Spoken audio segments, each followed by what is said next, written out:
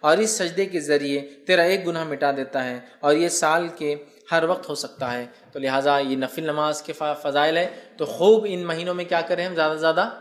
پہلے تو 9 روزے رکھنے کی کوشش کریں، کچھ نہ تو ایک نفل نمازوں میں اہتمام، فرض تو بہرحال کرنا ہی ہے، اس میں کوئی شک ہی نہیں ہے، نفل نمازوں کا کثرت سے اہتمام، اسی طرح تلاوت قرآن کا کثرت سے اہتمام، اس لیے کہ ہر حرف پہ 10 نیکی ہے، اور اس سے زیادہ کیا بہتر ہو سکتا ہے کہ ہم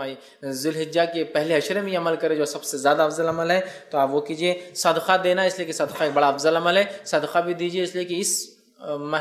10 دن میں کیے گئے عمل سب سے افضل ہے، لہٰذا خوب جو ہے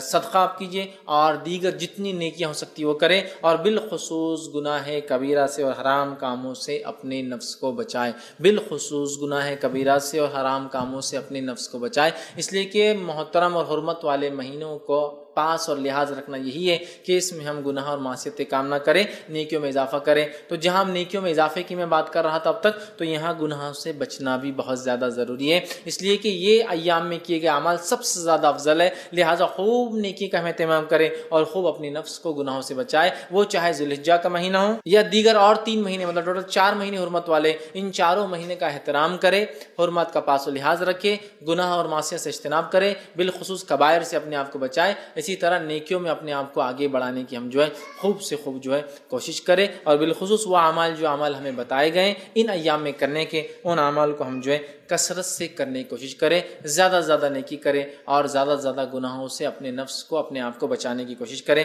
اب آئیے آخر چند کلمات کہ ان ایام میں جو مخصوص دن ہیں ان کے کچھ نام آپ کے سامنے رکھ دیتا ہوں تاکہ بات سے واضح ہو جائے۔ جو ہے پہلے عشرے کو جو ذی الحجہ کا ہوتا ہے یا ذی الحجہ کا ہوتا ہے اسے کہتے ہیں عشرہ ذی الحجہ، تو عشرہ ذی الحجہ، عشرہ کا معنی 10 ہوتا ہے، تو عشرہ ذی الحجہ بولے تو بعد کے 10 دن یا آخر کے 10 دن نہیں یاد رکھیں، جب بھی روایت میں آئیں گا عشرہ ذی الحجہ تو معنی ہے پہلے 10 دن، فرسٹ 10 days، ٹھیک ہے۔ اس کے علاوہ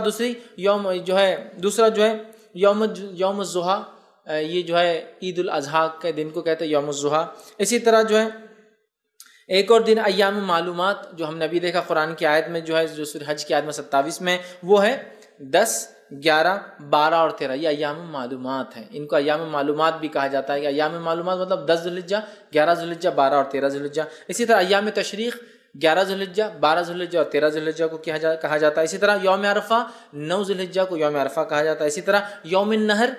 النہر 10 ذی الحجہ کو، عید کے دن، یوم النہر مطلب قربانی کا دن، خون بہانے کا دن، تو یوم النہر 10 ذی الحجہ کو کہا جاتا ہے، عید کے دن کو کہا جاتا ہے۔ اسی طرح جو ہے یوم الترویہ کہا جاتا ہے 8 ذی الحجہ کو، جب جو ہے حاجی جو ہے مینا میں جو قیام کرنے آتے ہیں، اور یہ بات جو ہے سنن ابو داؤد میں آتی ہے، تو اس کو یوم الترویہ کہتے ہیں جو 8 ذی الحجہ ہوتے ہیں۔ تو یہ چند نام ہیں۔ اسی